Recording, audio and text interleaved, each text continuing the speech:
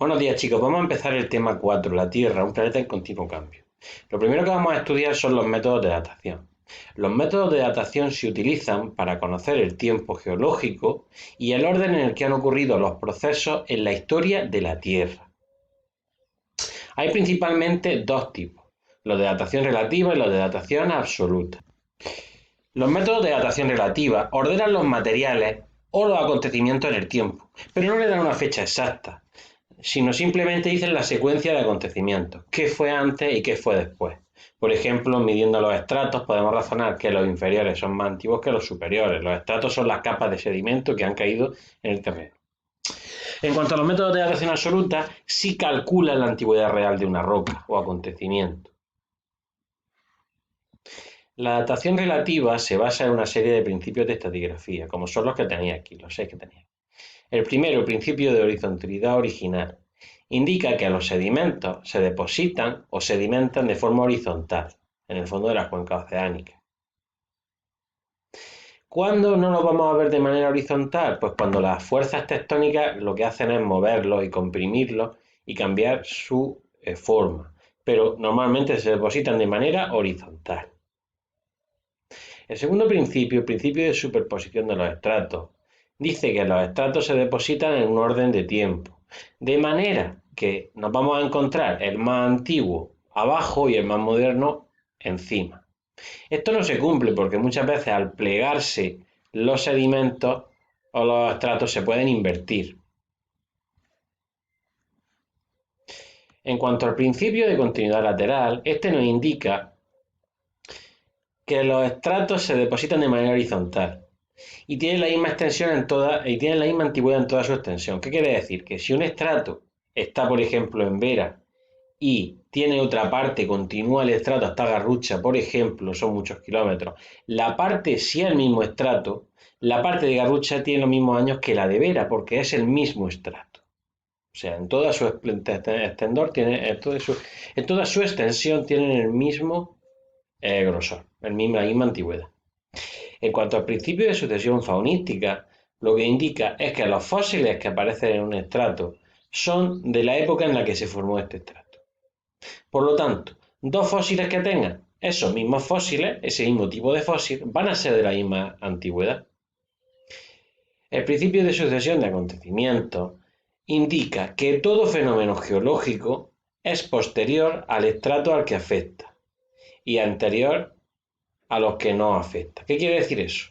Que si una serie de estratos están cortados por una falla, significa que la falla fue posterior al depósito de los estratos.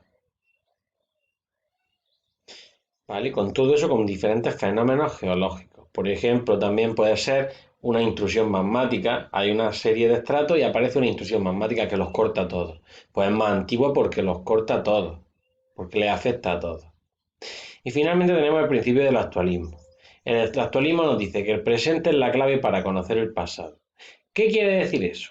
Pues que presupone que los procesos geológicos que han ocurrido siempre son los mismos. De manera que si los ves en la actualidad, también han sucedido en el pasado. Como ejemplo de este tenemos en los climas glaciares las tillitas, un tipo de sedimento que se llama tillitas. Bueno, pues como se encontraron antiguamente en otros materiales tillitas, pues se supone que en esa época había clima glacial. En cuanto a la datación absoluta, destaca el método radiométrico. El método radiométrico se basa en la desintegración radiactiva de diferentes isótopos. Los elementos químicos tienen diferentes isótopos. Esos isótopos se diferencian en el número de neutrones. ¿Qué ocurre? Que hay isótopos que son radiactivos y son inestables, ¿vale? Y con el tiempo se van transformando en isótopos de elementos más estables. Esto se denomina desintegración. Por ejemplo, el uranio 235 con el tiempo se convierte en plomo 207. Fijaos la cantidad de neutrones que pierde. Este es estable y este no. Este es radiactivo y este no. Pues eso va pasando con el tiempo. Y a cada isótopo, la velocidad de desintegración de cada isótopo es diferente. La vida media del isótopo es el periodo de semidesintegración. el periodo de semidesintegración, que es el tiempo requerido para que la mitad de los isótopos presentes en una masa se convierten en isótopos estables. Es decir, cuando tenemos el periodo de semidesintegración, el 50% de los isótopos radioactivos se nos han transformado en estables. Fijaos que tenemos diferentes periodos de desintegración. ¿Qué significa eso? Pues que, por ejemplo, con el uranio 235, a los 713 millones de años, tenemos la mitad de uranio y la mitad de plomo en la muestra. Aquí tenéis un ejemplo con el carbono 14. El carbono 14 se transforma en nitrógeno 14. ¿Qué ocurre? Pues que tarda unos 5.750 años en ocurrir eso, en que la mitad del carbono se convierta en nitrógeno. De esto tenemos una tarea de la que hablaremos posteriormente. Fijaos en esta pregunta. ¿Crees que es buena idea datar una roca de 200 millones de años con carbono 14 y un pergamino egipcio con uranio? Pues no. Lógicamente, la roca de 200 millones de años pues no va a contener trazas de carbono 14 porque se desintegra mucho antes. Y el pergamino tampoco. El pergamino se queda muy corto ante esta edad, ante los 713 millones de años. Ya dentro del punto 2 vamos a analizar qué es un fósil. Un resto de organismo o de su actividad que vivió en el pasado, porque una huella de un fósil que se conoce como ignita también es una huella de un organismo en el pasado que se conserva, también se considera un fósil. La paleontología es la ciencia que se encarga de estudiar los fósiles y de conocer el periodo en el que han aparecido y en el que se distinguen las diferentes especies fósiles. Los fósiles son de sumo interés para conocer la evolución de la Tierra y el pasado histórico, pues nos aportan datos de la época en la que vivieron. Pero no todos los fósiles nos sirven para hablar del pasado, para ver qué pasó. Hay unos fósiles concretos que por sus características pues son más fáciles de estudiar y de indicar la época en la que estuvieron. Esos son los fósiles guía. ¿Qué características tienen los fósiles guía? Pues son fósiles que existieron en gran número de ejemplares, es decir, son muy abundantes en el registro fósil, nos los encontramos mucho. Fosilizan bien, lo que permite que se identifiquen fácilmente. Además, se localizan en una gran dispersión geográfica, es decir, en la mayor parte del planeta. Y viven en un estrecho margen de tiempo, por lo que podemos concretar exactamente el periodo en el que se encuentran. Como norma general, lo que se encuentra de los organismos o lo que fosiliza normalmente son las partes duras. Las partes blandas no se suelen conservar porque son degradados por los microorganismos. ¿Vale? El proceso de formación de un fósil se denomina fosilización.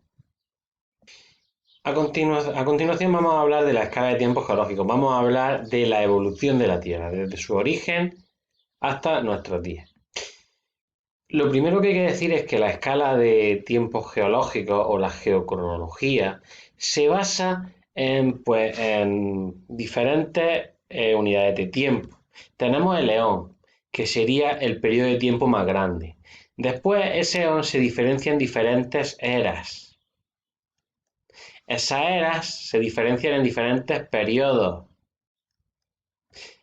Cada periodo, por ejemplo el cuaternario, se diferencia en las siguientes épocas y finalmente una época, se diferencia en diferentes pisos o edades. En principio no tenéis que saber esto, pero sí quiero que sepáis la guía de cómo vamos de lo más amplio a lo más pequeño. Fijaos, en cuanto a los eones, que es lo más grande, hay principalmente dos, el precámbrico y el fanerozoico. El precámbrico es el que no presenta registro fósil, las rocas que hay están tan metamorfizadas, están tan deformadas que no presentan fósiles. Y el fanerozoico es el que presenta registro fósil. El primero, el eón precámbrico, se divide en tres intervalos. Tenemos el intervalo ádico. El ádico es el que transcurre desde que se forma la Tierra hasta que aparecen las rocas más antiguas conocidas. Va desde los 4.600 hasta los 3.800 millones de años. Finaliza cuando cesa la lluvia de meteoritos que hace que la Tierra se forme por acreción, acordado. Después vendría el arcaico. El arcaico es cuando se forman los primeros continentes, se inicia la tectónica de placas y empieza a liberarse oxígeno hacia la atmósfera. En este eón apareció la vida, hecho que se supone fue hace unos 3.800 millones de años aproximadamente.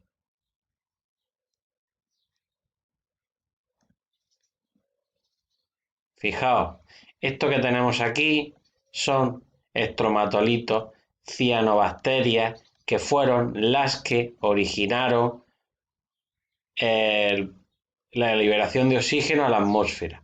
Tenerlo en cuenta porque os va a salir en una tarea. Estromatolitos, en el arcaico. Y posteriormente tenemos el proterozoico, en el que se produjo la diversidad o la diversificación de vida acuática, apareciendo los primeros organismos pluricelulares.